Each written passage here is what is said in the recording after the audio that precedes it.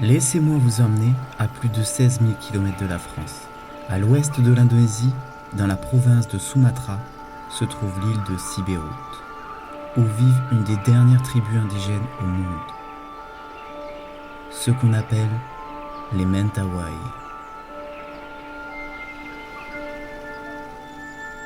Pour aller au cœur de l'île à leur rencontre, ni route, ni chemin, mais uniquement cette rivière qui serpente cette jungle luxuriante.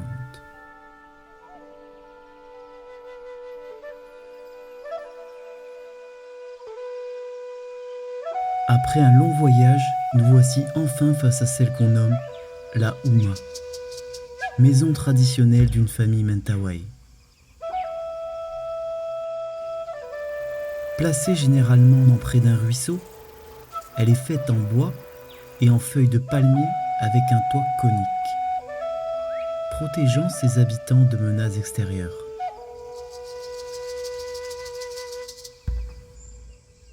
Elle est considérée comme le centre de la vie communautaire et familiale Mentawai, où ont lieu les activités sociales, culturelles et religieuses.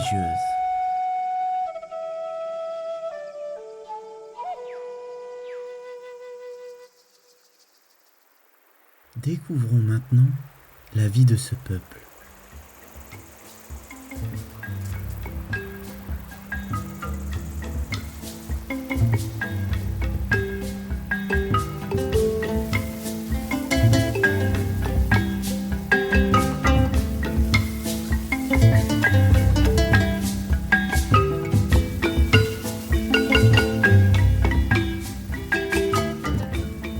Les Mentawai sont des chasseurs-cueilleurs et ne se nourrissent uniquement de ceux qui les entourent. Un mode de vie en totale autosuffisance qui les oblige constamment à partir à la recherche de nourriture. Depuis des millénaires, c'est cet arbre, appelé le sagoutier, qui contribue énormément à l'alimentation du peuple et de leur bétail. Alors chaque matin, les hommes découpent le tronc de ces arbres pour y récupérer son amidon qui sera ensuite transformé en farine et cuit dans des feuilles de bambou par les femmes de la Uma.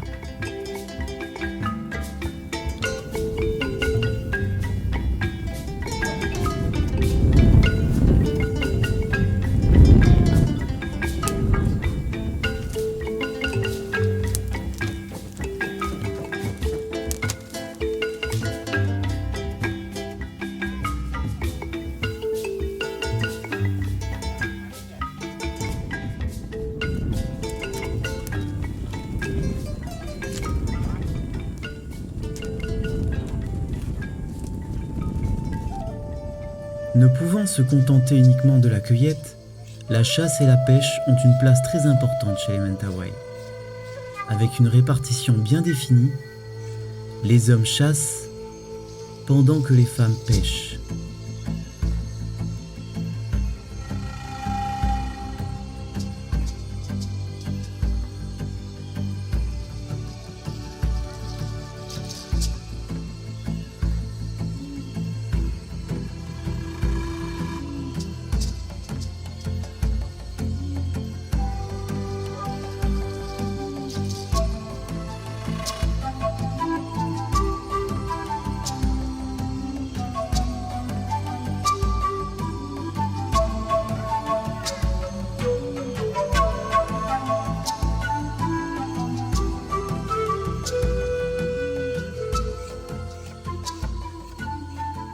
Leurs connaissances développées sur la nature leur ont même permis de trouver la recette d'un poison très puissant, conçu uniquement à partir d'ingrédients naturels, qui une fois au contact du sang de sa cible, permettra de la tuer en moins de 5 minutes.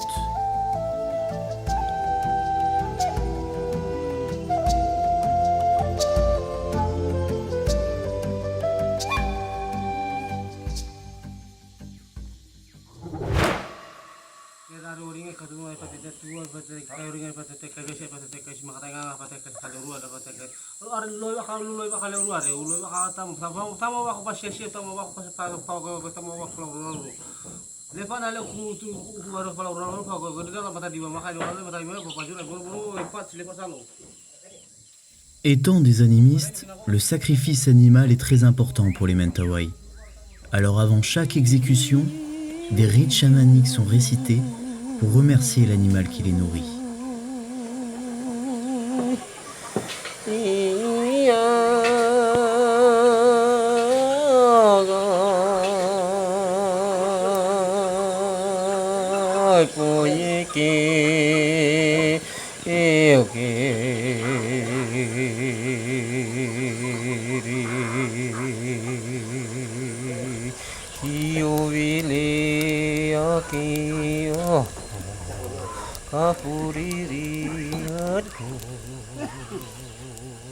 Pensant que les ossements ont un pouvoir spirituel protégeant la Houma et ses habitants, ils sont ensuite conservés et affichés avec fierté. Avec une différence notable entre les animaux domestiques, dont les ossements sont orientés vers l'intérieur de la maison, et les animaux sauvages, orientés vers l'extérieur.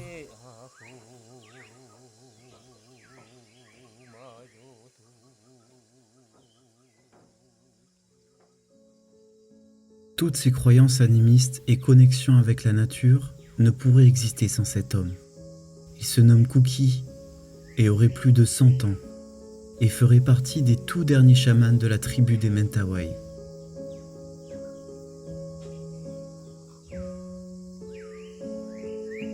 Mais durant ces 100 dernières années, Kuki a connu de grands changements.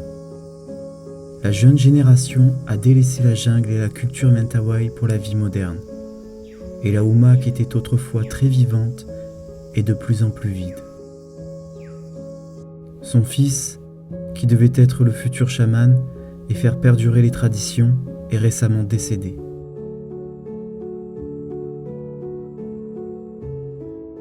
Kuki le sait, le temps passe, et s'il n'y a plus de chaman, c'est cette culture vieille de milliers d'années qui pourrait s'éteindre en même temps que lui.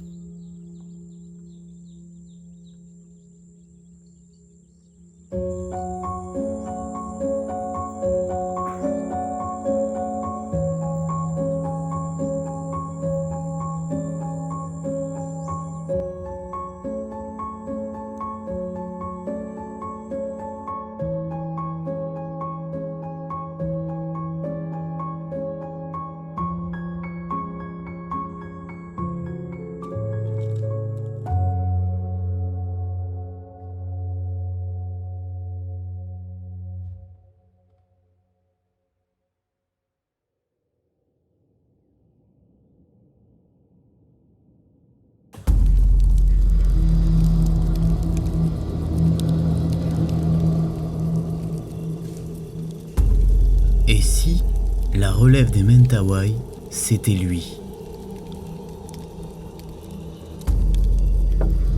Ladjet, petit-fils de Kuki, fait partie de ces rares jeunes ayant quitté la jungle à y être retournés.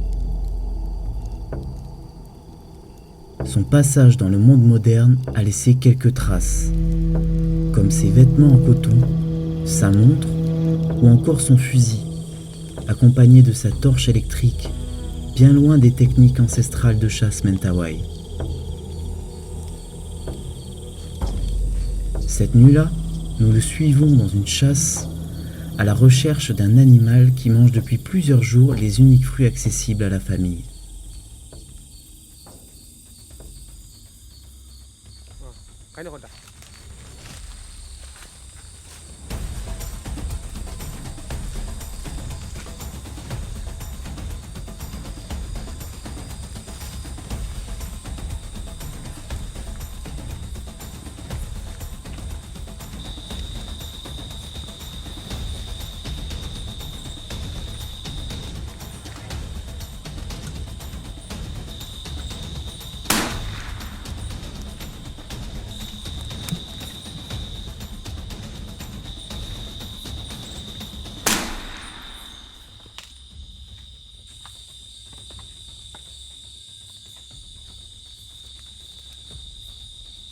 Tamaero.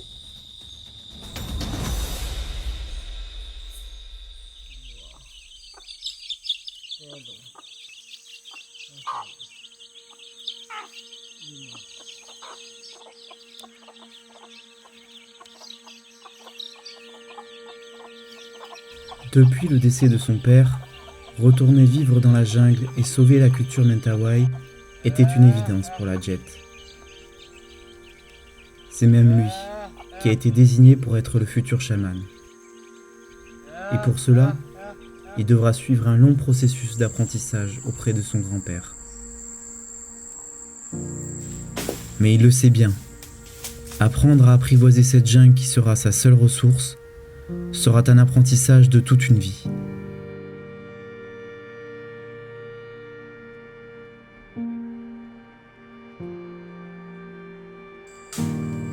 Et tel un symbole, avant mon départ, il décida de délaisser ses vêtements en coton et de se revêtir de la tenue traditionnelle faite d'écorce d'arbre.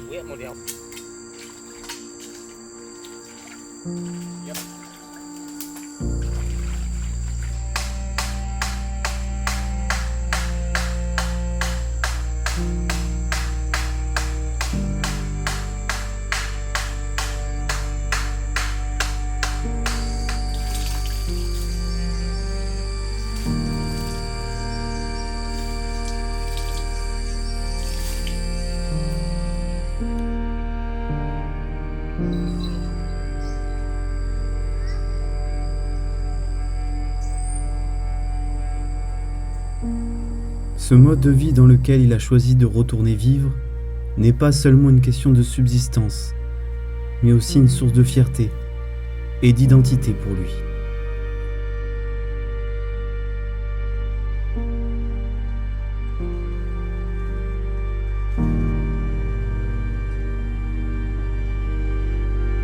Alors parviendra-t-il à sauver cette culture vieille de milliers d'années ? La modernisation finira-t-elle par les rattraper